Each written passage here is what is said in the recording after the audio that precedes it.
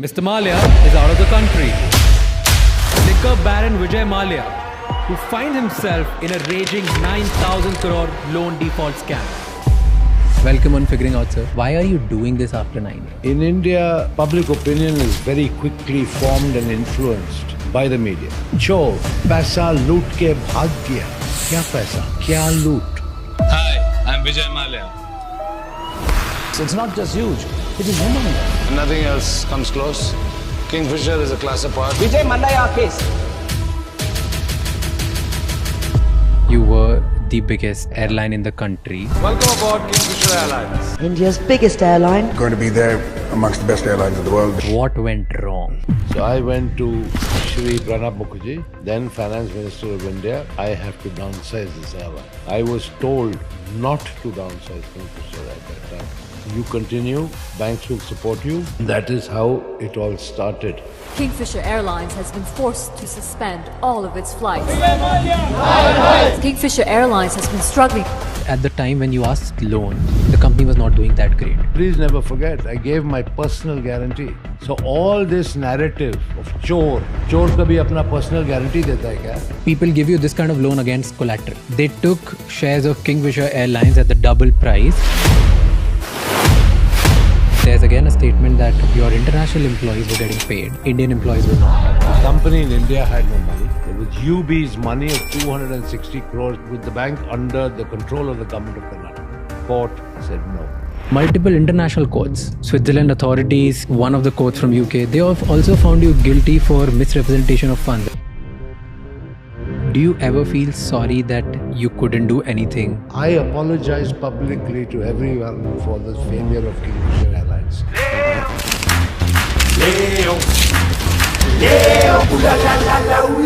Here's what pissed people off. That in your private life you were enjoying. You had a grand birthday party, your 60th birthday party. Do you think you shouldn't have done that party? Why?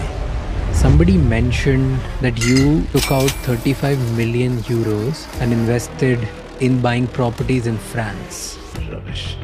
What happened between 2012 and 2015? I made 4 settlement offers to the banks, which they refused to accept. 2015, CBI started investigating you. They found you ciphering the money. 3rd March 2016, case needs to be heard or needs to be represented in front of Supreme Court. 2nd March, you left the bank.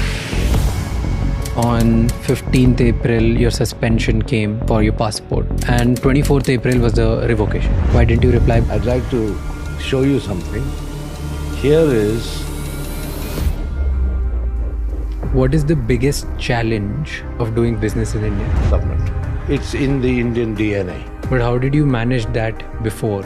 Would there ever be exchange under the table as well? I'm not going to confirm or deny that because I leave it to your imagination. How do you make money now? Do you feel restricted now? What's your biggest fear now? And are you prepared for the worst? Have you ever imagined yourself actually going to jail? Would you be willing to return to country if you're assured fair trial? If I'm assured, absolutely, I will think about it seriously. But This episode is not about glorifying a fugitive, nor it is about justifying any wrongs. It's about asking the hard questions to the man at the center of one of the India's most controversial financial stories. After 9 years of complete media silence, Vijay Maalaya chose our podcast Figuring Out to speak publicly for the first time. I didn't do this podcast to celebrate him. I did it because I was curious. I read his tweets, I heard the headlines, but I'd never heard the full side of the story. Because the tweets that he makes are different than what the headlines talk about him. There's a mismatch. As a podcaster, my job is to ask every uncomfortable question, and I did. Vijay Maalaya claims he never committed fraud. He says he wanted to pay back the loans, that his properties were seized and sold, and that he's being framed. He also says he's ready to face the consequences, whatever they may be, if he's given the fair chance of trial. I've tried to cover his childhood, business building, the man behind the image, the rise, the fall, the good, the bad, and the ugly, the life before and the life now. I'm not here to decide who's right or wrong. I trust the Indian judicial system to do that. This conversation is for those who want to listen, think, and question. It's not about taking sides, it's about understanding all sides. Watch this episode with utmost sincerity and let me know in the comments, what do you think?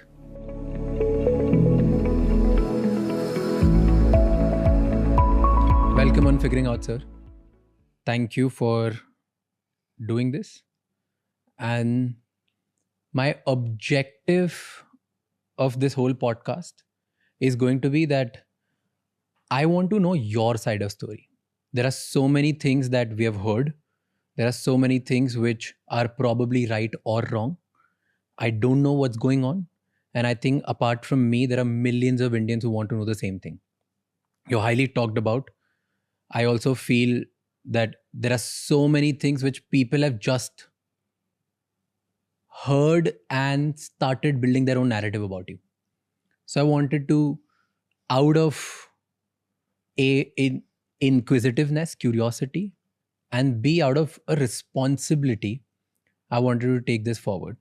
So thank you so much for doing this, and thank you for giving us an opportunity. And the best thing which I really liked about this is when you came here and you said, I'm ready to answer everything which you want to talk about. I don't think many people give that opportunity. So thank you for doing this. But the first question is, why are you doing this after 9 years? There are thousands of people who must have reached out to you over the years. Why all of a sudden the need after 9 years that, okay, I'll say yes. And yes to us. Why? Very good question. Nice place to start. For the last 9 years, I have been the subject of a vicious, relentless trial by media in India, who, as you have rightly pointed out, have created so many narratives, negative narratives about me, that I have become a lightning rod of public anger, being abused, called names. And that was very unfortunate, both professionally and personally. So rather than try and take on this huge Indian media machine, I just prefer to keep quiet. Now, times have changed. And I can't help but recalling that when President Trump was inaugurated, in the first press briefing by the White House press secretary, she said that a few seats were now going to be reserved for the very first time for people who represented new media or social media.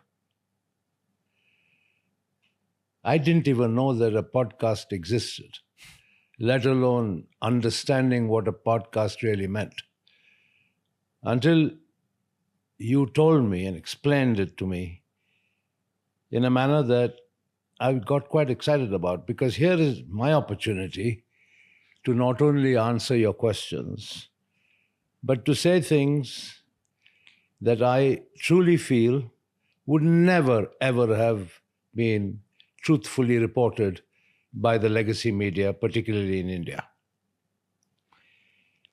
That's why I'm here. Why do you think nobody cared about hearing you then? In India, it's strange, but public opinion is very quickly formed and influenced by the media. More importantly, by sensationalism. I still remember the anchor of one media channel in 2016 shouting and screaming on the television, saying, Vijay, Maalaya, I want to see you in jail clothes. I want to see you eat jail food, with an image of me in jail attire. What for? I always wondered what for. Subsequently, chor, paisa loot ke bhag gaya. Kya paisa? Kya loot? Nobody bothered to step back and think. But it was very easy